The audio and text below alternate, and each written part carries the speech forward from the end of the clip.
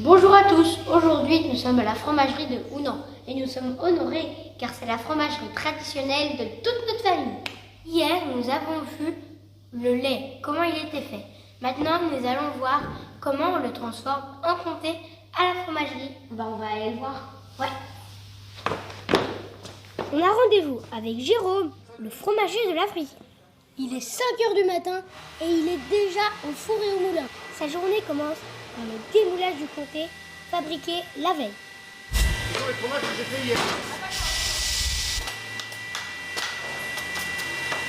Pendant 1h30, Jérôme et Fabrice, son second, vont démouler à peu près une trentaine de meules. À 40 kg la meule, ça fait les muscles. Hein. Alors on attend une fois. Après, Fabrice, il les met en rayon, enfin il les met sur les planches. Il fait 2 manipulations. Troisième manipulation, on les met en rayon. Quatrième manipulation, on les sale. Enfin, on les frotte. Cinquième manipulation, on les remet sur des racks pour les emmener au cave. Et sixième manipulation, on les met en rayon au cave. À 40 x 6, cours à 26.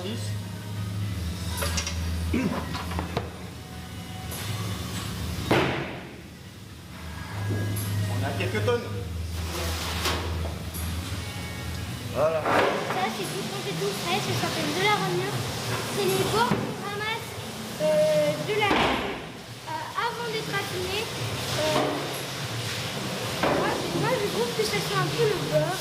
Oh, c'est pas nous, on mange à 84. On laisse à maman parce qu'elle c'est son plat préféré quasiment.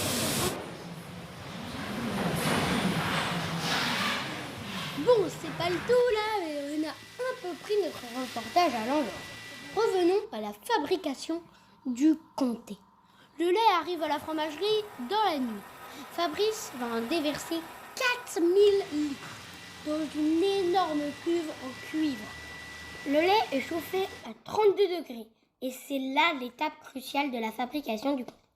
L'ajout de levain naturel préparé à base de petits laits de la veille, puis de la présure, un vrai secret de bon fromager. Le lait va ensuite coaguler et se transformer en caillé. En fait, on l'a laissé cailler et du coup, en fait, il a durci, jusqu'à devenir un peu comme ça. Là, c'est bien ou pas? C'est pas mal. Le caillé est ensuite coupé en petits grains. Là, je sens si mon grain il est doux, s'il durcit, voilà. Et on cherche une taille à peu près de gros grains de blé.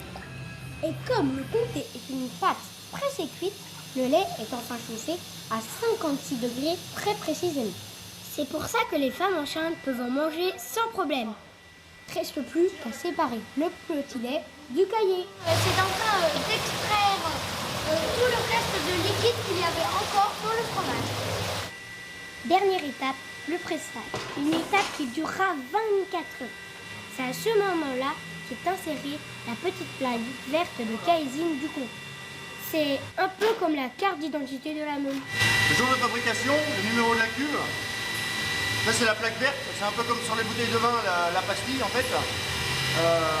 Numéro du département. Ça, c'est le mois de fabrication. Et ça, c'est l'année. 24 heures plus tard, et après avoir été démoulées, les meules peuvent passer en cave de stockage. C'est là qu'elles vont recevoir leur premier soin. Une petite poignée de sel. Non, c'est 42 kilos. Et sachant qu'il n'y a pas de sel au départ à la fabrication, dans le comté, il n'y en a pas. Donc là, je vais tourner le sel pour qu'il y en ait partout sur le comté, pour que le comté durcisse. Allez, ça fait pas mal aux mains. Allez, faut frotter. Tourne en rond, tourne. Allez, tourne bien, tout le tour du fromage. Encore. Le milieu, pas le milieu.